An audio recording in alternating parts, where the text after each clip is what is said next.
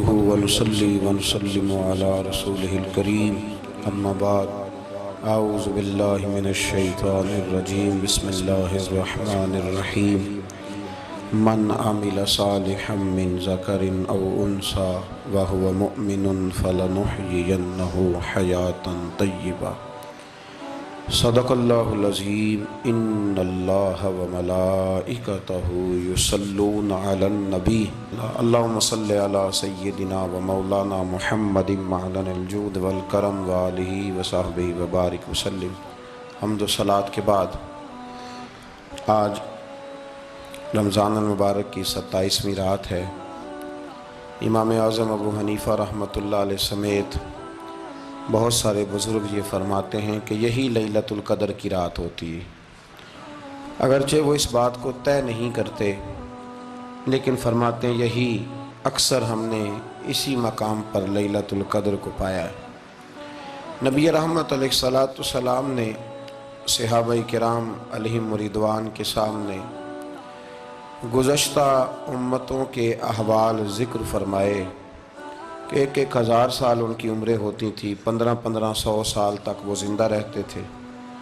تو صحابہ کے دلوں میں تجسس پیدا ہوا کہ اگر عمر 1000 سال ہوگی تو نماز بھی تو 1000 سال ہی پڑھیں گے نا، اگر عمر 1500 سال ہوگی تو روزے، عبادتیں، یہ سارے کام بھی تو بڑے زیادہ کرتے ہوں گے۔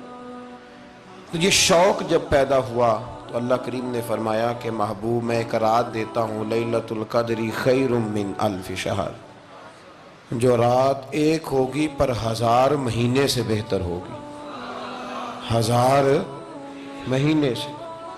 یہ رات اگر کسی کو میسر آ جاتی ہے اور پھر وہ صدق دل کے ساتھ، یعنی توجہ کے ساتھ، انہماک کے ساتھ، احتساب کی نیت سے، گناہوں کی معافی کی نیت سے اگر وہ اس رات کا قیام کرتا ہے، عبادت کرتا ہے، ذکر کرتا ہے، دعا کرتا ہے، تو محبوب کریم علیہ السلام نے وعدہ فرمایا ہے کہ اللہ اس کے پچھلے سارے گناہوں کو معاف فرما دے گا۔ دین، شریعت، قرآن، اسلام یہ بحث کرنے نہیں آیا دنیا میں۔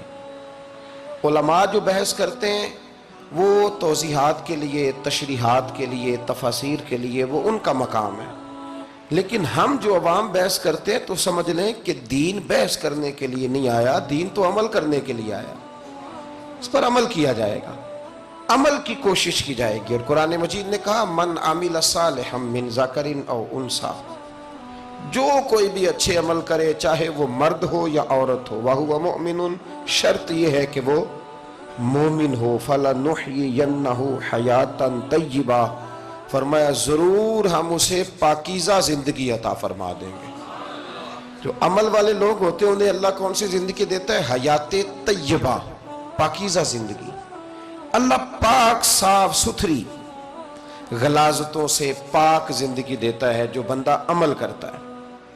توبہ کا مطلب یہ ہوتا ہے کہ میں پچھلے گناہ پہ شرمندہ ہوں اور آئندہ نہ کرنے کا پکا وعدہ کرتا ہوں۔ انسان ہے، وعدے کے باوجود بھی کہیں غلطی کر لیتا ہے تو اللہ معاف کرنے والا ہے، لیکن وہ ساری رات روتا رہا، ہر مسجد سے چیخنے کی آواز آئی، اس نے ساری رات مسجد میں رو کے گزاری، لیکن جھوٹ چھوڑنے کا اس کا ارادہ ہی کوئی نہیں۔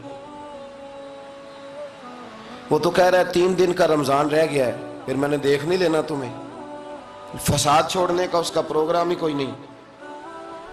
وہ تو میاں طے شدہ بات ہے کہ سویرے وہ دکان پہ جائے گا اور صبح جو بیسن بیچے گا نا سموسے اور پکوڑے کے لیے، اس میں بھی ملاوٹ کرنے کا ارادہ رکھتا ہے۔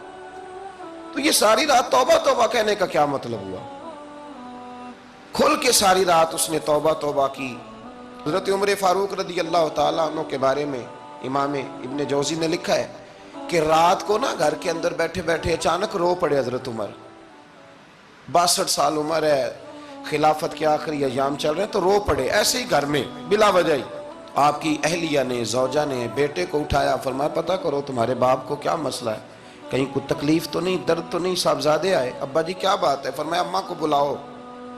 سب لوگ جمع ہو گئے تو جناب عمر فاروق رضی اللہ تعالیٰ عنہ فرمانے لگے کہ بیٹھو میرے ارد گرد۔ سب بیٹھ گئے تو فرمانے لگے آج جب میں مسجد سے نکلا تھا تو میرے نبی پاک کے سچے صحابہ، سچے رسول کے سچے صحابہ، حضور کے سچے غلام یہ کہہ رہے تھے کہ عمر بڑا ہی اچھا ہے، عدل والا ہے، انصاف والا ہے، تو ابا جی اس میں رونے والی کیا بات ہے؟ تو فرمانے لگے ڈر یہ لگتا ہے کہ باہر تو میں اچھا تھا، کہیں گھر میں تو نہیں کوتاہیاں کرتا رہا۔ میری بات پہ توجہ کرنا، کہیں گھر میں آپ باتیں سن لیں تو شاید جتنی میں کرتا ہوں دوسرا کار ہی کوئی نہ سکے، لیکن جب عمل کے راستے پہ ہم نکلتے ہیں تو وہ مسدود ہے، وہ بند ہے۔ عمل کس نے کرنا ہے؟ آپ کوئی آیت پڑھیں تو یہاں غلطی نکالنے والے 20 لوگ مل جائیں گے، 20 لوگ، لیکن اس آیت پہ عمل کرنے والے کتنے ملیں گے؟ تو حضرت عمر فاروق رو رہے تھے، کہنے لگے کہیں تمہارے حقوق تو نہیں پامال کرتا رہا؟ تو آپ کی اہلیہ نے جب سنا تو وہ کہنے لگی عمر مجھے تو بڑا پرانا شکوہ ہے، آپ کا جاہ و جلال اتنا تھا میں بات نہیں کر سکی۔ عمر تم نے سارا دن مسجد میں گزار دیا اور ساری رات نقاب اوڑھ کے مدینے کی گلیوں میں گزار دی، میں تو زندگی کی کوئی خوشی دیکھ ہی نہیں سکی۔ چاہ تو میرے اندر بھی تھے نا کہ میرا شوہر کچھ گھڑیاں بیٹھتا، کہیں مجھے لے کے جاتا، تو میں تو کچھ نہیں دیکھا، مجھے بڑا شکوہ ہے۔ تو حضرت عمر کہنے لگے چل اللہ کی رضا کے لیے معاف کر دے۔ بھئی معافی بیوی سے نہیں مانگی جا رہی، معافی اپنی غلطی کی مانگی جا رہی، یہ سمجھ لیں۔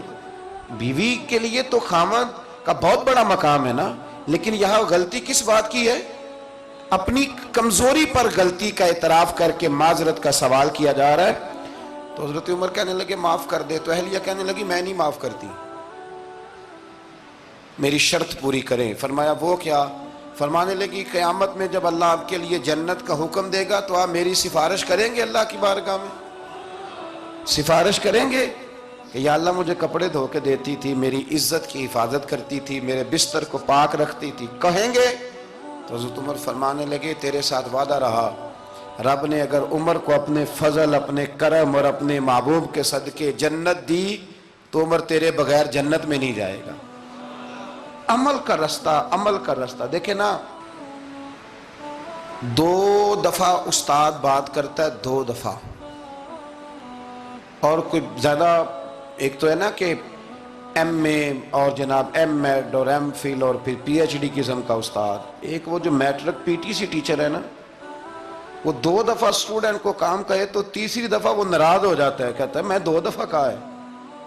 بچے کو آپ 2 دفعہ کہتے ہیں اور اگر تیسری دفعہ کہنا پڑے تو غصہ آتا ہے نہیں آتا؟ بھئی تو نے اتنی دفعہ کہا ہے، تو سمجھ نہیں رہا بات کو۔ اور اگر اللہ کریم قرآن مجید میں سینکڑوں دفعہ کہے نماز پڑھو، سینکڑوں دفعہ، اور یہ بہانے کر رہا ہے، یہ بھی پروگرام بنا رہا ہے، پھر کہتا ہے میں بے چین رہتا ہوں، میں بے قرار رہتا ہوں۔ عمل کا رستہ اس کو اختیار کریں، آپ سکون میں رہیں گے۔ بد عمل آدمی اور بے عمل آدمی یہ ہمیشہ پریشان رہتے ہیں، ہمیشہ۔ عمل کریں، توبہ کریں تو پھر بدل جائیں، پھر تبدیلی آئے، اور یہ کوئی مشکل کام نہیں، جو بدلنے والے تھے وہ بدل گئے، بڑا کچھ کرتے تھے پر پھر وہ لوگ بدل گئے۔ حضرت فضالہ رضی اللہ تعالیٰ عنہ کہتے ہیں کہ میں بڑا دلدادہ تھا عورتوں کا، اور میرا ماحول یہ تھا کہ میں قتل بھی کر لیتا تھا، معاذ اللہ چوری بھی کر لیتا تھا، اور رات میری طبیعت تھی معاذ اللہ نئی سے نئی عورت کے پاس جانا۔ کہتے ہیں ابو جہل نے اعلان کیا کہ جو نبی پاک علیہ السلام کا سر اقدس معاذ اللہ کاٹ کے لائے گا، نقل کفر، کفر نہ باشد، 100 سرخ اونٹ انعام ملے گا۔ تو میں نے ارادہ کر لیا کہ میں بہت سارا انعام حاصل کروں گا۔ قرآن مجید میں نا اللہ فرماتا ہے کہ بہت سارے لوگ ایسے ہیں جنہیں اگر میں رزق میں کشادگی دے دوں، زیادہ پیسے دے دوں، فرمایا باغی ہو جائیں، وہ سرکش ہو جائیں۔ یہ بہت سارے لوگوں کو جو اللہ تبارک و تعالیٰ اعتدال میں رکھتا ہے تو یہ ان کے لیے بہتر ہے۔ ہر بندہ دولت کے ہوتے ہوئے نیک ہو سکتا، تو یہ اللہ اگر رکھتا ہے نا اعتدال میں تو شکر کرے اللہ کا، ورنہ تو لوگ عیاشیاں کریں، پتہ نہیں کیا کچھ کر گزرے۔ تو حضرت فضالہ کہتے ہیں کہ میں نے خنجر تیار کیا اور میں نے بغل میں اس کو چھپایا، اوپر میں نے چادر اوڑھ لی۔ اب مجھے پتا تھا ظہر کی نماز کے بعد نبی پاک صلی اللہ علیہ وسلم طواف کعبہ کے لیے، بیت اللہ شریف کے طواف کے لیے جاتے ہیں۔ کہتے ہیں میں بھی اس طرف بڑھا، رستے میں نا وہ خاتون جس کے گھر میں نے رات آنا تھا، میں نے دروازے پہ دستک دی، میں نے کہا کہ تیار رہنا، تیار رہنا، آج میں بڑے پیسے لے کے آؤں گا۔ اسے میں نے یہ کہا اور پھر میں چلا گیا بیت اللہ شریف کا طواف کرنے۔ کہتے ہیں اللہ کے محبوب بھی طواف کر رہے تھے تو میں نے بھی طواف شروع کر دیا۔ ارادہ یہ تھا کہ جہاں نبی پاک علیہ السلام میرے قریب سے گزریں گے تو موقع پا کر میں حضور کے جسم اقدس پر خنجر کھونپ دوں گا اور معاذ اللہ شہید کر دوں گا۔ کہتے ہیں حضور ایک دفعہ بھی میرے پاس سے گزرے تو میں ہمت نہ کر سکا، دوسری دفعہ بھی پاس سے گزرے تو میں ہمت نہ کر سکا، تیسری دفعہ بھی گزرے تو میں ہمت۔ نبی کریم صلی اللہ علیہ وسلم 2-3 دفعہ گزرے تو فرماتے ہیں کہ مجھے موقع نہ ملا، اس لیے کہ حضور فرماتے ہیں اللہ نے روب کے ساتھ میری مدد فرمائی، دشمن پر میرا روب طاری ہو جاتا ہے۔ فرماتے ہیں جب چکر پورے ہو گئے تو محبوب کریم نہ چھٹے چکر پہ فرمانے لگے فضالہ چکر ایک رہ گیا ہے، بے خبر ہو جو غلاموں سے وہ آقا کیا ہے، ایک پھیرا رہ گیا ہے۔ کہتے ہیں طواف مکمل ہو گیا تو محبوب میرے قریب آئے، فرمایا وہ کام کرتے کیوں نہیں جس کے لیے آئے تھے؟ میں نے عرض کی یا رسول اللہ کون سا کام، کیسا کام؟ اندر تو چور تھا نا، بانج فقیروں کسے نہیں ماریا اے ہوئی چور اندر دا، اندر چور تھا نا۔ کہتے ہیں حضور نے مجھے کندھے سے پکڑ کے ہلایا، فرمایا کرتے کیوں نہیں؟ جب حضور نے ہلایا تو وہ خنجر بھی پیروں میں گرا اور میں بھی رسول اللہ کے پیروں میں گر گیا۔ میں نے کہا حضور مجھے کلمہ پڑھا دیں۔ کہتے ہیں حضور نے پہلے میرے دل پہ دست مبارک پھیرا، پھر میرے نبی نے مجھے کلمہ پڑھا دیا۔ اب نا مرید ہونے والا کہتا ہے کہ جی آہستہ آہستہ میں ٹھیک ہو جاؤں گا۔ اب وہ آہستہ آہستہ کا کیا ترجمہ ہے یہ بالکل سمجھ نہیں آتی۔ بھئی کسی بندے سے 5 لاکھ روپیہ لینا ہے تو اس سے وہ کہتا ہے جی میں آہستہ آہستہ دوں گا، 500 روپیہ دے دیا کروں گا روز کا، تو کہتے ہیں میری رقم خراب ہوتی ہے، پورے دو۔ اور نیکی کی بات جب آتی ہے تو کہتے ہیں حضرت صاحب دین اتنا سخت نہیں ہے، میں آہستہ آہستہ ٹھیک ہو جاؤں گا۔ اب میں مغرب عشاء پڑھنی شروع کر دیا میں نے، اب میں تسبیح لے لی ہے کل میں نے، بھی آہستہ آہستہ میں ٹھیک ہو جاؤں۔ یعنی رقم لینی ہو تو وہ آہستہ آہستہ قبول نہیں ہے، لیکن اور مکان کی رجسٹری اگر کرانی ہو تو مالک مکان کہے کہ آہستہ آہستہ کرا لو، کہتے ہیں پیسے پورے دیے، سویرے چل اور بیان دے۔ یہ کیا بات ہوئی؟ یہاں یہ جو ہمارا ماحول تھا نا کر لیں گے ہو جائے گا، یقین کریں لوگ قبروں میں چلے گئے ہیں پر مسجدوں میں نہیں آئے، ہر کام سے لوگ ریٹائر ہوئے پر گناہوں سے ریٹائر نہیں ہوئے، آخر تک تباہی اتر گئی لیکن لوگ بدلنے کو تیار نہ ہوئے۔ حضرت فضالہ کہتے ہیں ابھی میں نے کلمہ پڑھا، ابھی میں واپس آیا، رستے میں وہ بی بی کھڑی تھی، کہتے ہیں میں وہ شخص تھا کہ عورتیں مرتی تھی میرے اوپر اور کسی کی جرت تھی کہ وہ آئیں بائیں شائیں کرے، لیکن فرماتے ہیں میں بی بی کے پاس سے گزر گیا، پہلے تو اس کا خیال تھا رکے گا، لیکن جب میں رکا نہ تو دروازے پہ آئی، اور جب میں گزر گیا تو اس نے آواز دی، لیکن میں نے سنی انسنی کر دی، جب آگے بڑھا تو میرے پیچھے دوڑی۔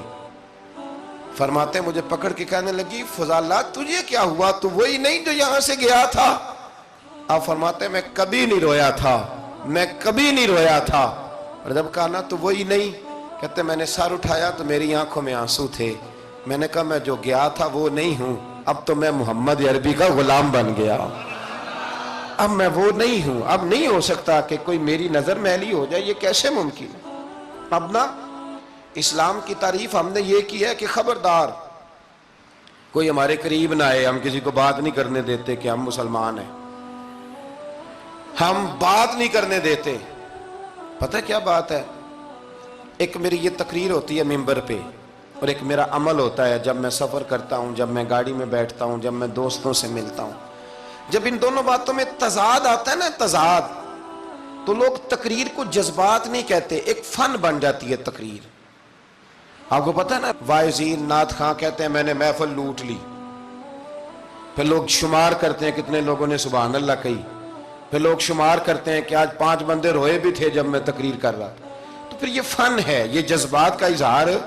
سمجھ لیں بات کو کہ عمل جب آپ نہیں نہ کرتے عمل، تو آپ خود بڑے بے چین رہتے ہیں کہ یار یہ میں کیا کر رہا ہوں، یہ کون سا گورکھ دھندا ہے کہ میرا عمل صفر ہوتا جا رہا ہے۔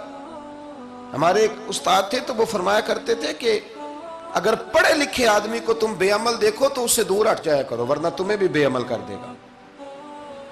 میں نے ان سے عرض کی، میں نے کہا حضور یہ کیا ہے؟ تو فرمانے لگے اپنے حضرت صاحب سے پوچھنا، وضاحت کریں گے۔ میں نے حضرت صاحب سے کہا جی عجیب بات کر دی ہے، علم والے بندے کے پاس بیٹھ کے تو علم آتا ہے، تو وہ فرما رہے تھے کہ علم والے بندے کے پاس اگر وہ بے عمل ہو تو بالکل نہ بیٹھنا، تو حضرت صاحب فرمانے لگا انہوں نے صحیح کہا ہے. اب بات بہت بڑی ہے، پتہ نہیں آپ کی سمجھ میں آتی ہے نہیں آتی، بہرحال کر دیتا ہوں. پڑھا لکھا بندہ اگر بے عمل ہو تو اس کے پاس، تو میں نے کہا حضور کیوں؟ فرمانے لگے اس لیے کہ وہ اپنی بے عملی پر بھی دلائل دے گا، وہ بے عملی پر بھی دلیلیں قائم کرے گا کہ یہ وجہ ہے تو اس لیے میں ایسے کر رہا ہوں. تو چونکہ وہ بے عمل ہے اور ہے پڑھا لکھا، نبی کریم صلی اللہ علیہ وسلم کے غلام نہ پل بھر میں بدل جاتے تھے. اور اللہ تعالیٰ بھی نا بڑے موقع دیتا ہے ہمیں، بڑے موقع. حضور نے فرمایا جس نے ایمان اور احتساب کی نیت سے روزے رکھے وہ نئی زندگی کا آغاز کرے، اس لیے کہ اللہ نے اس کے پچھلے سارے گناہ معاف فرما دیے. میرے نبی کریم علیہ السلام نے فرمایا جو شخص بیمار ہو گیا، مریض ہو گیا، اور نسائی شریف میں فرمایا کہ 3 دن تک بستر پہ رہا اور اس نے شکوہ نہ کیا اللہ کا، اور جب وہ شفا یاب ہو کے بستر سے اٹھا ہے نا، تب اللہ نے اس کے پچھلے سارے گناہ معاف فرما دیے. اور فرمایا جو حج کرنے گیا، حج کر کے واپس آیا، اللہ کے حبیب فرماتے ہیں یوں سمجھے کہ میں آج ہی ماں کے پیٹ سے پیدا ہوا. بڑے موقع اللہ نے دیے، بڑے موقع، بڑے سارے موقع عطا فرمائے کہ میں تیرے پچھلے گناہ معاف کر دوں گا. تو بھی تو نئی زندگی کا آغاز کرنا، تو بھی تو شروع کرنا نئے سرے سے، تو بھی تو بدل کے آنا، تو بھی تو اپنے اندر تبدیلی پیدا کرنا. سالوں بیت گئے، ہمیں سالوں بیت گئے، تقریر کرتے، تقریر سنتے، قرآن سنتے، پورا پورا قرآن سنتے، ترجمہ اور تفسیر لوگوں نے پڑھ پڑھ کے بڑا بڑا جگہوں پہ لوگ دلائل دیتے، بات کرتے. کب وہ وقت آئے گا جب ہم عمل کریں گے؟ تھوڑا تھوڑا مجھے سفر کرنا پڑتا ہے، دنیا میں گھومتا رہتا ہوں، تو کچھ چیزیں ایسی ہوتی ہیں جو کبھی کبھی انوکھی ہو جاتی ہیں. میں ایک جگہ پہ تھا تو وہاں 4 5 6 عمرے کے ٹکٹ تھے محفل میں. تو ہمارے آپ کو پتہ ہے نا وہ جو دلیلوں والے لوگ ہیں ان بیچاروں کو بھی کوئی دلیل نہیں ملتی. تو ایک صاحب مجھے کہنے لگا جی عمرے کا ٹکٹ دینا جائز ہے قرآن اندازی کر کے؟ میں نے کہا یار چلو جائز ہی رہنے دو، تیری مہربانی، کہ اب اس پہ بھی اعتراض آ گیا ہے.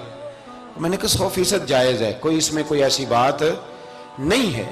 لیکن اندازی تو شروع ہو گئی جو حدیث میں نہیں آئی، عمرے کے ٹکٹ والی ہے جائز، پر نبی پاک نے جس قرآن اندازی کا کہا تھا وہ کب ہوگی؟ حضور نے فرمایا تمہیں پہلی صف کے ثواب کا پتہ چل جائے تم قرآن اندازی کرو. وہ کس دن کرنی ہے؟ کس مسجد میں ہوتی ہے؟ حضرت عبداللہ ابن مسعود فرماتے ہیں تمہیں پتہ چلے اذان کا ثواب کتنا، تم قرآن اندازی کرو. کب کرنی ہے؟ کون پڑھے گا اذان؟ کون یہ آگے بڑھ کے کام کرے گا؟ بھئی جو قرآن اندازی حدیث میں ہے وہ کب ہوگی؟ یہ تو قرآن اندازی شروع ہو گئی اور ہو رہی ہے. اب تو لوگ جہیز دینے لگے ہیں قرآن اندازی کر کے، یہ ماحول بن گیا. دین عمل کرنے کے لیے آیا ہے. جو حکم میرے نبی پاک کے غلاموں کو ملا انہوں نے عمل کر کے دکھایا، انہوں نے عمل کر کے دکھایا. وہ عمل کے میدان کے لوگ تھے. حضرت ابوبکر صدیق سے زیادہ روایات مروی نہیں ہیں، اگر ڈھونڈنے نکلو گے تو زیادہ قول نہیں ملیں گے ان کے. حضرت عمر فاروق کے زیادہ اقوال، زیادہ ارشادات آپ کو نہیں ملیں گے. حضرت سیدنا عثمان غنی کی زیادہ باتیں آپ کو نہیں ملیں گی. ان کا عمل ملے گا، ان کا کردار ملے گا، ان کا لب و لہجہ ملے گا، زندگی گزارنے میں کیا طریقہ اختیار کیا وہ آپ کو ملے گا. اب تو وہ لوگ رخصت ہو گئے جن کے عمل سے لوگ زندگی پکڑتے تھے، عمل سے، کردار سے. تو عمل کا رستہ کب اختیار کریں گے؟ آگے کب بڑھیں گے؟ میرے رسول کریم صلی اللہ تعالی علیہ وسلم کے غلام عمل کرتے تھے، اور جب عمل کرتے تھے پھر اس کا ریزلٹ آتا تھا. یاد رکھنا ریزلٹ نیتوں کا آتا ہے، ارادوں کا آتا ہے، عمل کا آتا ہے. گفتگو کا ریزلٹ، آپ بڑا اچھا سبق سنا لیں تو پیپر نہ دیں تو پاس ہوں گے کہ فیل؟ آپ تو کہہ رہے تھے وہ مجھے سارا ہی آتا تھا. تو عمل آپ کرتے ہیں تو عمل پر نتیجہ ہوتا ہے، عمل پر، عمل پر. حضرت عبداللہ ابن مبارک رحمت اللہ علیہ کے جو والد تھے نا ان کا نام مبارک تھا. وہ ایک باغ میں رہا کرتے تھے، باغ کی دیکھ بھال کرتے تھے بڑے صاف ستھرے، بڑی ان کی طبیعت میں نکھار تھا. آج مسئلہ ہمارے ملک کا یہ ہے کہ ہمارے ملک میں صرف سیاستدان ہی جو ہے وہ غلط کام نہیں کرتا. یا بہت بڑی انڈسٹری ہو تو وہاں خرابی نہیں ہوتی، بلکہ ریڑھی والے کا بھی اگر ہاتھ پڑ جائے نا تو چھوڑتا وہ بھی کوئی نہیں، الا ماشاء اللہ۔ وہ بھی جو اچھے اچھے آم ہوتے ہیں وہ فرنٹ پہ لگائے ہوتے ہیں، اس نے دکھانے کے لیے اور ہوتے ہیں اور دینے کے لیے اور ہوتے ہیں، اور وہ کہتا ہے کہ یہ بھی تو میں نے بیچنے ہیں نا، تو بھئی اگر یہ بھی بیچنے تھے تو اکٹھے لگانے چاہیے تھے، لیکن معیار ہے نا ہمارا، عمل کا رستہ مسدود ہے۔ حضرت مبارک جو تھے وہ مالی کے طور پر غریب آدمی تھے تو کام کاج کرتے تھے۔ تو ایک دن باغ کا مالک آ گیا،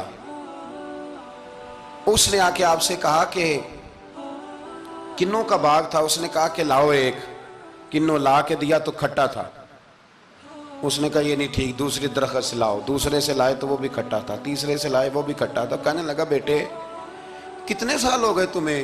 تو فرمانے لگے 10-12 سال۔ تو کہنے لگے تمہیں ابھی بھی نہیں پتا کس جگہ کا کنوں میٹھا ہے، سارے کڑوے لائے ہو؟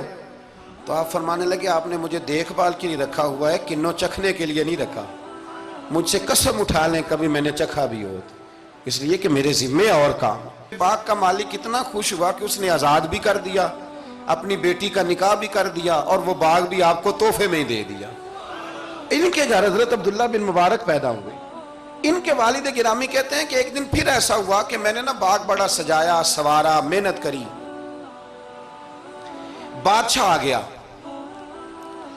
تو بادشاہوں کو بھی کچھ چیزیں پسند آ جاتی ہیں نا، اور ہمارے ملک میں تو ڈھیر سارے لوگ بادشاہ ہیں، ڈھیر سارے لوگ بادشاہ ہیں۔ اگر کسی تگڑے بندے کو کسی غریب کی جھونپڑی پسند آ گئی پھر اسے دینی ہی پڑے گی، بلکہ ایسی ایسی خبریں سننے کو ملتی ہیں کہ چودھری صاحب نے آ کے کہا ہے کہ مفت دینی ہے کہ پیسے لے کے دینی ہے، یہ یہاں تک خبریں۔ تو بادشاہ آ گیا، اس نے دیکھا بڑا سجا سنورا باغ ہے، اس نے حضرت مبارک سے کہا کہ مجھے نا جوس بنا کے پلاؤ کنوں کا۔ تو حضرت نے اسے نا جوس دیا، اس نے پیا تو بڑا مزہ آیا، کہنے لگا ایک گلاس اور نہیں دیتے؟ تو حضرت اور بنانے لگے تو اس کے دل میں نا اس سے پہلے خیال آ گیا کہ باغ بڑا شاندار ہے اور پھل بھی بڑا مزیدار ہے، تو قبضہ نہ کر لوں، اپنا ہی نہ ہو جائے، یہ اس کو دیتے ہیں تھوڑے بہت پیسے، یہ نکل جائے گا، نہ بھی نکلا تو ڈانٹ دیں گے۔ اتنی دیر میں نا حضرت مبارک رحمت اللہ تعالیٰ علیہ ایک گلاس شربت کا اور بنا کے لے آئے، بادشاہ کو دیا نا، تو اب جو گلاس آیا تو کڑوا تھا، کسیلا تھا، کھٹا تھا۔ تو بادشاہ کے گلے کو پڑا تو کہنے لگا یہ تم نے کیا کیا؟ پہلے تو بڑا میٹھا تھا، باغ وہی ہے تو ذائقہ کیسے بدل گیا؟ تو آپ فرمانے لگے وہ بادشاہ کی نیت بدلی ہے نا، بادشاہ کی نیت بدلی ہے تو اس کا بھی ذائقہ بدل گیا ہے، تو نیت نہ آپ کی بدلتی۔ تو یہ حضور کا فرمان ہے، فرمایا اللہ کے کچھ بندے ایسے ہوتے ہیں جو اللہ کے دیے ہوئے نور سے دیکھتے۔ کہا آپ کی نیت بدل گئی تو اس کا ذائقہ بدل گیا۔ اب بادشاہ نے دل میں کہا نہیں یار بندہ کہہ تو ٹھیک ہی رہا ہے، یہ تو اس کی محنت سے اللہ نے پھل دیا، مجھے ایسا نہیں کرنا چاہیے۔ تو حضرت دوڑ کے گئے تو دوسرا جوس کا گلاس بنا کے لائے، اب دیا تو میٹھا تھا، کہنے لگا اب کیا ہوا؟ فرمانے لگے آپ کی نیت ٹھیک ہو گئی ہے تو رب نے ذائقہ بھی ٹھیک کر دیا ہے۔ نبی پاک علیہ السلام نے فرمایا اللہ تو تیرے گمان کے قریب رہتا ہے، تیرے گمان کے۔ یہ میں بچوں کو نا تھوڑے دن پہلے میں انہیں کہہ رہا تھا دین میں آگے بڑھنے کے لیے کوئی سیاست نہ کرنا، کوئی چکر نہ چلانا۔ میں نے چکر چلانے والے لوگ ہمیشہ پیچھے رہ جانے والے دیکھے، تھوڑا کر لینا پر اتنا کرنا جتنا مخلص ہو کے ہو سکے، کوئی چکر چلانا، کسی کھاتے میں پڑنا، اس سے بچنا، نہ پیچھے رہ جاؤ۔ میں نے بڑے بڑے تیز لوگوں کو زندگی میں زیرو دیکھا ہے، اور بڑے بڑے سادے لوگ جن کو 50,000 روپیہ گننا پڑ جائے تو تھک جائیں، لیکن اللہ نے انہیں دیا ہے تو بغیر حساب کتاب ہی عطا فرمایا ہے۔ تو ہم نہ نیتوں کے بل بوتے پر عمل کریں، خالی باتیں نہ کریں، آپ کا جو عمل ہوگا وہ آسانی کر دے۔ حضرت حبیب اجمی بڑے مالدار تھے، دنیا میں ڈھیر سارا فساد مالداروں کی وجہ سے ہوتا ہے۔ یہ جو شادیاں مہنگی ہوئی ہیں نا، یہ ابھی تھوڑا عرصہ پہلے کی بات ہے کہ شادی میرج ہال میں کرنے کا کسی دیہاتی کو کہتے تھے تو وہ کہتا تھا کہ میں نے نہیں میرج ہال میں کرنی، تی کروں توڑی دیے۔ اب کیا ہوا ہے؟ کوئی منع کرتا ہے؟ بلکہ جو بڑے دور دراز دیہات ہیں ان میں بھی میرج ہال بن گئے۔ یہ امیر کچھ قباحتیں ایسی پیدا کرتے ہیں کہ غریبوں کے لیے بھی مشکل ہو جاتی ہے۔ یہ کچھ ایسے معاملات لاتے ہیں میدان میں کہ پھر عام لوگوں کے لیے اس میں مشکلات ہوتی ہیں، چونکہ وہ رواج بن جاتا ہے معاشرے کا۔ پیسے والا آدمی اس رواج کو لاتا ہے میدان میں، اس سے خرابی ہوتی ہے۔ اور پھر میرے غریب کا یہ حال ہے کہ امیر کو رسم چھوڑ دے تو چھوڑ دے، غریب کو قرضہ اٹھانا پڑے چھوڑنی کوئی شے نہیں، اس نے جو مرضی ہو جائے، اس نے کوئی چیز پیچھے نہیں ہونے دینی۔ حضرت حبیب اجمی بڑے مالدار تھے، تو وہ کاروبار کر، یہ مالدار لوگ جو ہوتے ہیں نا، یہ تو کہتے ہیں پیسے کو پیسہ، ہے نا، کتنا مشہور ہے جملہ، پیسے کو پیسہ۔ تو یہ پھر مارکیٹ میں پیسہ پھینکتے ہیں، تو یہ پیسہ کھینچنے کے لیے پیسہ پھینکتے ہیں، پھر ایک دوسرے کو کہتے ہیں تیری وجہ سے مہنگائی ہوئی ہے، تیری وجہ سے مہنگائی ہوئی۔ حالانکہ مہنگائی کسی کی وجہ سے بھی ہوتی کس کے لیے؟ غریب کے لیے۔ مطلب پیٹرول مہنگا ہوا تو کرایہ بڑھ گیا بس کا، لیکن پیٹرول سستا ہوا تو کبھی کرایہ بھی سستا ہوا ہے، اس نے ادھر ہی رہنا ہے۔ تو مہنگائی کس بیچارے کے لیے ہوئی؟ غریب کے لیے، جس نے گھر جانا ہے نا، اس نے گھر جانا ہے۔ ابھی ہمارے ایک بچے نے جانا تھا، تو سفر لمبا تھا، تو کہہ رہا تھا 1000 روپیہ میرے پاس ہے پر کرایہ 1500 لگتا ہے۔ ابھی بھی لوگ حساب کرتے ہیں اور پھر سوچتے ہیں کہ رستے میں شے کوئی نہیں کھانی، اس لیے کہ پھر کرایہ کہاں سے دوں گا، مینج کر کے رکھتے ہیں۔ یہ خدمت ہوتی ہے نا علماء کی، حفاظ کی، تو مجھے پتہ ہے، میں اس قبیلے کا آدمی ہوں، مجھے پتہ ہے کہ یہ کیسے حساب کر کے رکھتے ہیں کہ اب اتنے آئے ہیں تو اس میں سے یہاں، جس کے پاس ہیں ہی بڑے لمیٹڈ سے، تو بیچارہ پہلے سے سوچ کے بیٹھا ہوتا ہے۔ مجھے پتہ ہے جن کے پاس پھر بے حساب ہوتا ہے، وہ پھر مارکیٹ میں پھینکتے ہیں تو کھینچتے ہیں، ظلم کرتے ہیں۔ حضرت حبیب اجمی کہتے ہیں جب مال دیا اللہ نے تو میں نے سود کا کام شروع کر دیا۔ اب سود والوں کے پاس بھی بڑی دلیلیں ہیں، انشورنس والوں نے بھی فتوے رکھے ہوئے ہیں، وہ آگے فتویٰ دکھاتے ہیں، وہ کہتے ہیں جناب فتویٰ۔ تو میں نے کہا کہ فتویٰ مارکیٹ میں میری طرح کے مولوی ہیں میاں، اب کیسی بات کرتے ہو، فتویٰ تو مل ہی جاتا ہے، لیکن نبی کریم علیہ السلام کا وہ فرمان ذہن میں رکھنا کہ حضور نے فرمایا ایک حلال ہے تو ایک حرام ہے، ایک میں شک ہے۔ اللہ کے نبی فرماتے ہیں تم نے شک والی چیز سے بھی بچنا ہے، اس میں مشکوک ہو گیا نا کہ پتہ نہیں۔ اب دیکھیں نا علماء کا یہاں اختلاف ہے، جو جائز کہتے ہیں قابل احترام ہے، لیکن جو ناجائز کہتے ہیں ان کے بھی تقوی میں کوئی شک، تو شک آ گیا نا اس بات میں، تو حضور نے فرمایا تم شک والی چیز سے بھی بچو۔ حضرت حبیب اجمی کہتے ہیں میں سود کا دھندا کرتا تھا، بڑا سود لاتا تھا، بڑا سود، اور یہ سود جس پہ چڑھ جاتا ہے اس پہ اترتا نہیں۔ پاکستان کا بھی بنیادی مسئلہ یہ ہے کہ سود اتنی بڑی نحوست ہے کہ یہ اللہ رسول سے جنگ ہے، کیونکہ بہت زیادہ سود ہم دیتے ہیں۔ اس لیے میں تو آپ کو پتہ ہے جو کوئی برا کام کرے اس کو برا کہنا چاہیے، حکومتی لیول پر تنقید اس لیے اچھی ہوتی ہے کہ لوگوں تک جب پہنچتی ہے تو فائدہ دیتی ہے، لیکن جو بندہ اچھا کام کرے اس کی اچھائی کو بھی بیان۔ حضرت حبیب اجمی رحمت اللہ تعالیٰ علیہ فرمانے لگے کہ سود کا کاروبار میں نے شروع کر دیا، اور بڑا وسیع تھا میرا کام سود کا، میں سود لیتا تھا، سود پہ گزارا ہوتا تھا۔ میری بیوی مجھے سمجھاتی تھی کہ یہ سود ہے، یہ حرام ہے، یہ غلط ہے، سے بچو۔ کہتے ہیں وہ کئی دفعہ مجھے کہتی تو میں ڈانٹ دیتا۔ ایک دن نا میں سود کے پیسے لے کے نا آ رہا گھر، اس کا میں نے گوشت خریدا، بیوی کو دیا کھانا پکانے کے لیے، تو اس نے ہنڈیا چولہے پہ رکھی۔ کہتے اس نے ذرا اس کے اندر چمچہ جو چلایا ہنڈیا میں، تو وہ لایا میں گوشت تھا پر سارے کا سارا خون بن گیا، خون بن گیا سارے کا سارا۔ اللہ اکبر۔ کہتے ہو میری بیوی چیخیں مارنے لگی اور لا کے میرے آگے رکھا، کہنے لگے یہ تیرے سود کے پیسے خون بن گئے، آ تجھے بھی پلاؤں اور تیرے بچوں کو بھی۔ وہ کہتے ہیں نا کچھ لوگ کے گھر کے کونے سے چیخنے کی آواز آتی ہے تو سارے پیر بلائیں یا فرق کوئی نہیں پڑتا۔ تو میں کہتا ہوں پھر غور کر لو، شاید اس کونے میں کسی یتیم کے پیسے لگ گئے ہوں، کسی بیوہ کی آہیں ہوں۔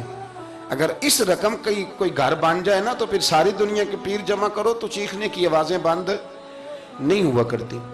حضرت حبیب اجمی رحمت اللہ تعالیٰ علیہ فرمانے لگے کہ وہ جب بن گیا نا خون، تو اب میرے اندر نا چوٹ لگی کہ یار اگر دنیا میں اللہ تعالیٰ مجھے نظارے دکھا رہا ہے تو آخرت میں میرا کیا بنے۔ کہتے میں درد کے ساتھ باہر نکلا، بچے گلی میں کھیل رہے تھے، جب ان کے قریب سے گزرنے لگا نا تو ہم تو کہتے ہیں نا لوگ حسد میں بات کرتے ہیں، لیکن ایسی بات نہیں ہے۔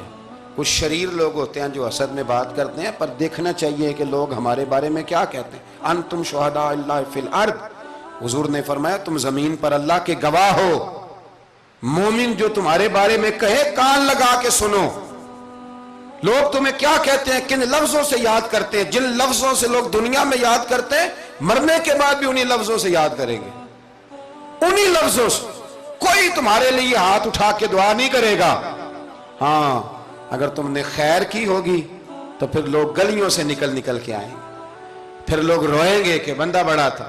تو حبیب اجمی کہتے ہیں میں باہر نکلا تو بچے کھیل رہے تھے، تو ایک بچہ ان میں سے کہنے لگا پیچھے ہٹ جاؤ، پیچھے ہٹ جاؤ، بڑا ظالم ہے، بہت بڑا سود خور ہے۔ چھوٹا بچہ، ایسا نہ ہو کہ اس کے پیروں سے مٹی اڑے اور ہمارے کپڑوں پہ پڑ جائے تو ہمیں بھی نحوست ملے، چھوڑو سودیہ ہے۔ کہتے ہیں میرے دل پہ اور چوٹ لگی، میں نے کہا یا اللہ تیری چھوٹی چھوٹی مخلوق بھی مجھ سے نفرت کرتی، یہ بچے تک کہتے ہیں کہ میں اس طرح کا ہوں۔ بچے فرمانے لگے، میں وہاں سے سیدھا حضرت حسن بصری کے پاس گیا، میں نے کہا حضور مجھے توبہ کرا دیں۔ یہ پتہ ہے اللہ والوں کے پاس لوگ کیوں جا کے توبہ کرتے تھے، مرید ہوتے تھے؟ اس لیے کہ توبہ پہ قائم رہنا بڑا مشکل ہوتا ہے۔ کوئی ایسا بندہ ہونا چاہیے جو ہمیں توبہ پہ قائم رکھے، جو روز ہمیں نصیحت کرے۔ دیکھیں نا، ہمارے سینئر ہوتے ہیں ہر فیلڈ میں، اگر کہیں ہم الجھ جاتے ہیں تو اپنے سینئر سے بات کرتے ہیں۔ تقوی کے پرہیزگاری کے راستے میں بھی ہمارا کوئی سینئر ہونا چاہیے تاکہ وہ ہمیں بتائے کہ پرہیز کہاں کرنی ہے، دوائی کیسے کھانی ہے اور آگے کیسے بڑھنا ہے۔ فرمانے لگے میں حضرت حسن بصری کے پاس گیا، توبہ کی، معافی مانگی، گڑ گڑایا، بڑا رویا، تو خواجہ حسن بصری نے مجھے توبہ کرائی۔ میں نے پکا ارادہ کیا کہ مر جاؤں گا پر حرام کا پیسہ نہیں کھاؤں گا، مر جاؤں گا حرام کا لقمہ نہیں کھاؤں گا۔ ویسے بھی ہم زیادہ کھا نہیں سکتے، یہ وارثوں کا مال ہوتا ہے، ہمارا تھوڑی ہوتا ہے۔ ہم کسی کے مال کے محافظ بنے رہتے ہیں، اور کھائے گا کوئی اور حساب دے گا۔ اور جہاں تک بچوں کا معاملہ ہے نا، بچے اچھے ہوں نا تو پیسے بانی جاتے ہیں، اور بچے نالائق نکل آئیں تو جو ہوں وہ بھی اجڑ جاتے ہیں۔ تو اس لیے محنت تربیت پر ہونی چاہیے، نہ کہ بینک بیلنس پر ہونی چاہیے۔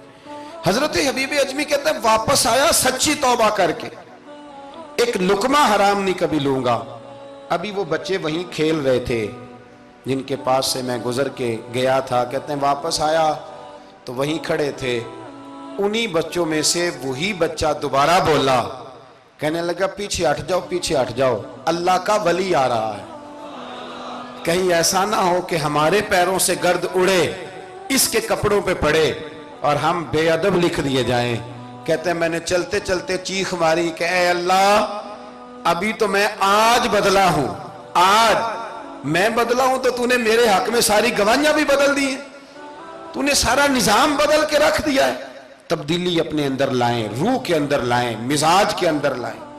یہ شب قدر کی رات ہے، توبہ اور استغفار کریں، لیکن بدلنے کے ارادے سے، چھوڑنے کے ارادے سے۔ اعلیٰ حضرت فاضل بریلوی رحمت اللہ علیہ جب ذی الحج کی آخری رات ہوتی تو فرماتے صبح سال بدل رہا ہے تو ہمیں بھی بدل جانا چاہیے۔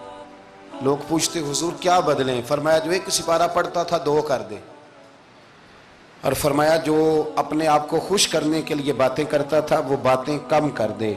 آج نہ کچھ بدلنے کا پروگرام بنائیں، اپنے رب کریم کے ساتھ دل ہی دل میں وعدے کریں کہ کچھ عادتیں ہم چھوڑیں گے۔ یہ غلط بات ہے کہ عادتیں چھوٹا نہیں کرتی، حضور عادتیں تو بدلنے آئے ہیں دنیا میں، عادتیں بدل جایا کرتی۔ اپنے آپ کو بدلیں اور اپنے اندر تبدیلی پیدا کریں، پھر خدا کے رزلٹ کا انتظار کریں، پھر دیکھیں اللہ کس طرح کے فیصلے فرماتا ہے۔ آپ ارادہ کریں، آپ پروگرام بنائیں، آپ ذہن اپنا بنائیں کہ میں نے نا اب کچھ بدل جانا ہے، اب میں نے اندر کچھ اپنے تبدیلی پیدا کرنی ہے، نکل آئیں۔ 2-3 گزارشات جاتے جاتے آپ سے عرض کروں۔ ایک تو زندگی میں کچھ کام ایسے کریں کہ جن کاموں کا مجھے پتا ہو یا میرے رب کو پتا ہو، کسی انسان کو خبر نہ ہو۔ دوسری بات یہ یاد رکھیں کہ دین کا کوئی کام بھی زندگی میں کریں نا تو اپنے اوپر مشقت کریں کہ وہ کام میں نے ریاکاری کے طور پہ نہیں کرنا، وہ دکھلاوے کے طور پہ نہیں کرنا۔ دینی معاملات کے اندر، دینی کاموں کے اندر، یعنی پہلے آپ اپنے آپ کو مطمئن کریں کہ واقعی آپ فی سبیل اللہ وہ کام کر رہے ہیں۔ اب یہ جو رسم ہے نا بے تحاشا، کچھ چیزیں بوجھ بننے لگ گئی ہیں، بوجھ۔ طبیعت محسوس کرتی ہے کہ یہ کیا ہو رہا ہے، مطلب ہم یہاں بھی ہم وہ کام کریں گے سیکھ کے سن کے تیار کر کے، باہر آئیں تھوڑا۔ حضرت ابو مرتعش ایک درویش گزرے، وہ کہتے ہیں میری حج کی تیاری تھی، میں گھر میں بیٹھا تھا بالکل تیار تھا، کل پرسوں جانا تھا، تو میری اماں نے پانی مانگا، بیٹا پانی دینا۔ رسالہ ایک کشہریہ میں اس کو لکھا ہے، کہتے ہیں اماں جی نے کہا پانی لاؤ، تو میں نے نا چھوٹے بھائی سے کہا اماں جی کو پانی دینا، اماں جی نے مجھ سے پانی مانگا ہے۔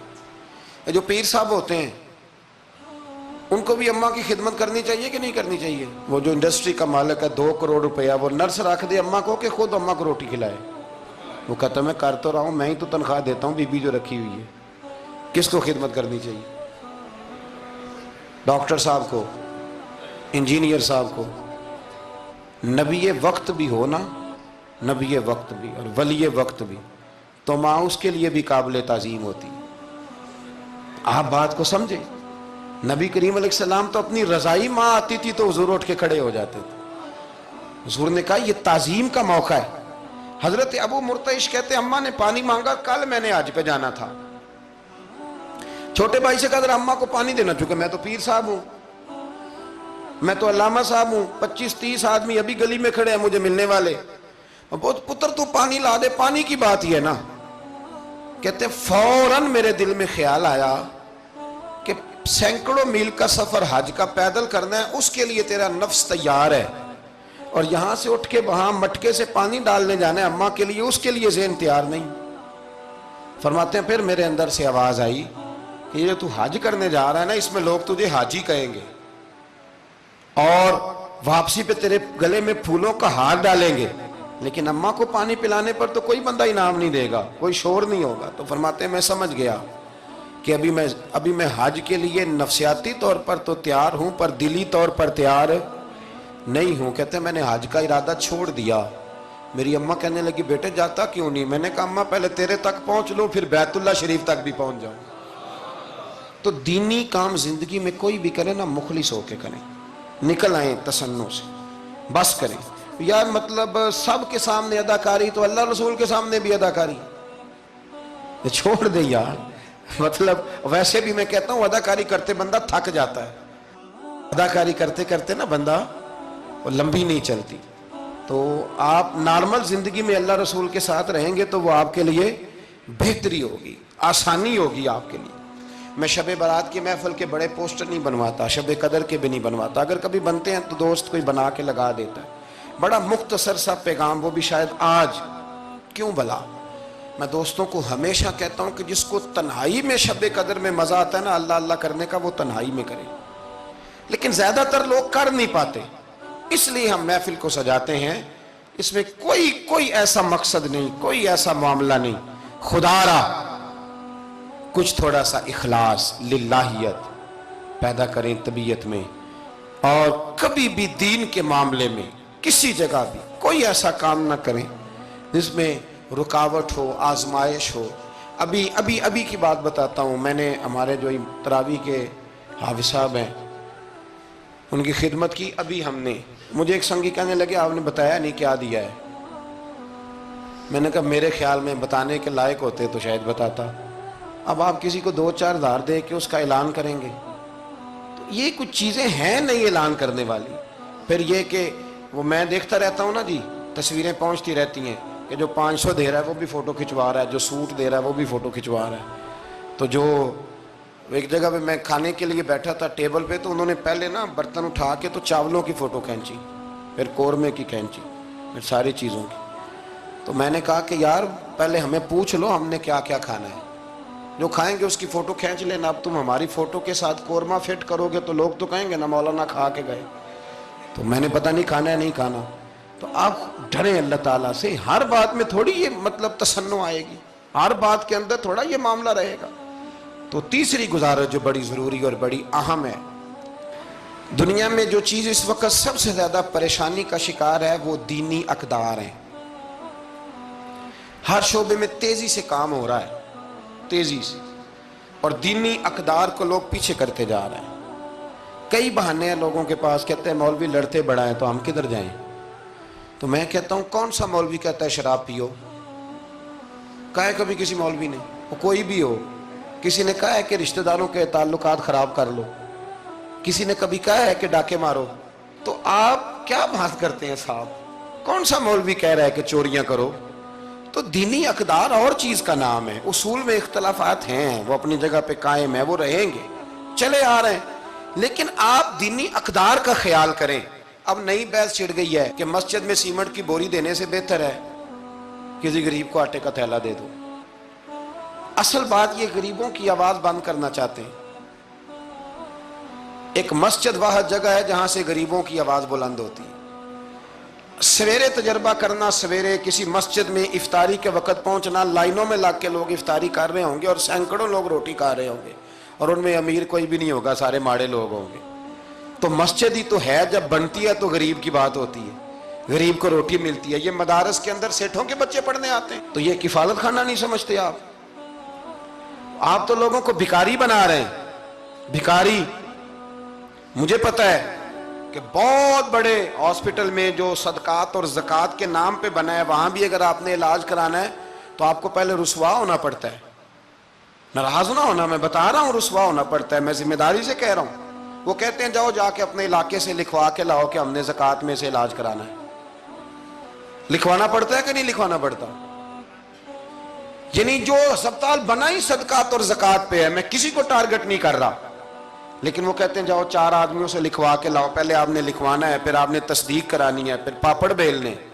تو کتنے لوگوں کے سامنے پردہ کھلا کے زکوٰۃ کے ساتھ آپ یہ کرا رہے ہیں؟ اور اصول کیا ہے؟ صدر الشریعہ فرماتے ہیں اگر تمہیں پتہ ہے میرے بھائی کو زکوٰۃ لگتی ہے تو بتا نا زکوٰۃ ہے۔ اسے کیا یہ عیدی ہے، بچوں کے کپڑے لے لینا، اسے بتا نا، پڑھیے بہار شریعت، بتا نا، اسے کہہ کہ یہ میری طرف سے تحفہ ہے، اسے کہہ ہی نا۔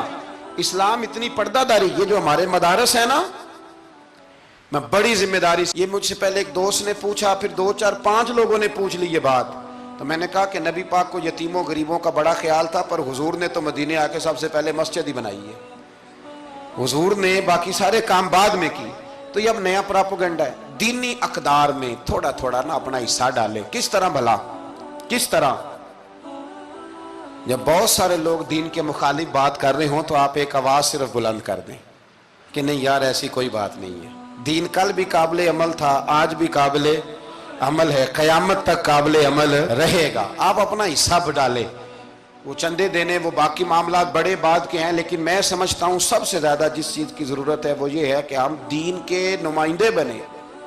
اب نہ 50 لوگ دین مخالف بات کر رہے ہوتے ہیں، پر ایک بھی اٹھ کے کہتا نہیں کہ یار یہ آپ ٹھیک نہیں کہہ رہے، یہ بات غلط ہے، یہ درست نہیں ہے۔ میں آپ سے گزارش کروں گا، وہ آپ کسی میدان میں بھی ہیں، کسی چوک میں بیٹھے ہیں، سوشل میڈیا پہ بیٹھے ہیں، کہیں بھی بیٹھے ہیں، آپ اپنے دین کے نمائندے بنیں۔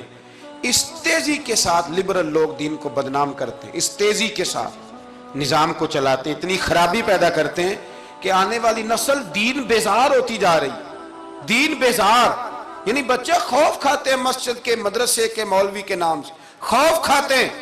اور خدا کے بندو، جس بندے نے پاکستان بنایا تھا نا، خواب دیکھا تھا، وہ بندہ اس دور میں پی ایچ ڈی تھا جب پی ایچ ڈی بندے چراغ لے کے نہیں ملتے تھے۔ اقبال نے اس زمانے میں پی ایچ ڈی کی جب پی ایچ ڈی پتہ نہیں شاید خال خال ہوتی تھی۔ وہ ڈاکٹر بھی تھے، وہ شاعر بھی تھے، فلسفی بھی تھے، ادیب بھی تھے، بہت بڑے منطقی تھے اقبال۔ اور ردیف قافیہ، مجھے تھوڑی سی دلچسپی ہے شاعری سے، پر میں دنگ رہ جاتا ہوں جب اقبال کو پڑھتا ہوں کہ پتہ نہیں لفظ اس بندے کے سامنے ہاتھ جوڑ کے کھڑے رہتے تھے ہمیں استعمال کر، لیکن اس بندے نے علامہ کہلانا پسند کیا۔ اسے کوئی علامہ کہتا تھا تو اقبال راضی ہوتے تھے، فرماتے تھے جب کہ مجھے علامہ کہتا ہے تو مجھے یوں لگتا ہے کہ میں مصطفیٰ کے دین سے جڑا ہوں۔ وہ پسند کرتے تھے یہ بات کہنا، پسند کیا اس شخص نے۔ یہ آپ سمجھے، سرما تھا میری آنکھ کا خاک مدینہ و نجف، یہ پسند کیا اس بندے نے یہ بات کہنا۔ اس نے پسند کیا اپنے آپ کو رسول اللہ صلی اللہ علیہ وسلم کا غلام کہنا۔ آپ سمجھے نہ جہاں میں کہیں بھی امان ملی، جو امان ملی تو کہاں ملی، کہنے لگے میرے جرم خانہ خراب کو تیرے عفو بندہ نواز۔ تو اس لیے دین کے آپ محافظ بنیں، اور میرے سے زیادہ آپ کی آواز بلند ہوگی۔ جب ایک اسٹوڈنٹ پینٹ شرٹ پہن کے دین کی بات کرے گا تو لوگ کہیں گے نہیں رمق ہے، اس کو یہ کہہ کے بند نہیں کریں گے تو مولوی ہے تیری. تو میں آج شب قدر میں آپ سے گزارش کرتا ہوں, میں منت کرتا ہوں.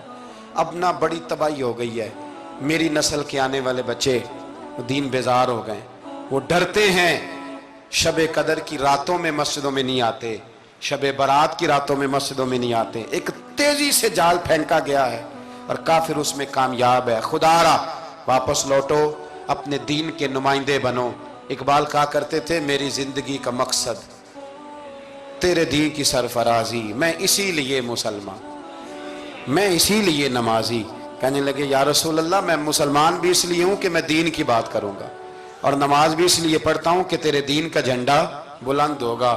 پر دین نبی دا وانگ یتیمہ رووے تے کرلاوے, تے آکھے میں کتھوں لبا عمر بہادر جڑا مینوں سینے لاوے. بڑی قسم پرسی ہے, دین کے نمائندے بنو, دین کی ذمہ داریوں پر آپ اپنا کردار ادا کرو, یہ بڑا ضروری ہے. تھوڑی منصوبہ بندی دین کے لیے بھی کرو. اگر پروفیسروں میں, ڈاکٹروں میں, انجینئر لوگوں میں, سیاستدانوں میں آپ کو اچھے لوگ مل جاتے ہیں اور آپ دل و جان سے ان پہ قربان ہونے لگتے ہو, تو کوئی دیندار بھی تلاش کاری لو, انشاءاللہ بڑے بڑے اچھے لوگ مل جائیں گے, اور اللہ کے فضل سے مل جائیں گے, اللہ کے کرم سے مل جائیں گے. اور یہ وہ والا کھیت ہے جو اکثر سرسبز و شاداب ہی رہتا ہے, اکثر سرسبز و شاداب ہی رہتا ہے, اکثر اس کے اندر خوبصورتی اور پھل پھول اور پودے لگے رہتے ہیں. جو میں نے کہا میں دعا کرتا ہوں اللہ اسے قبول فرمائے. جہاں ہم بھول گئے میری دعا ہے اللہ ہم سے درگزر فرمائے. خیر کی بات کی اللہ ہمیں توفیق عطا فرمائے.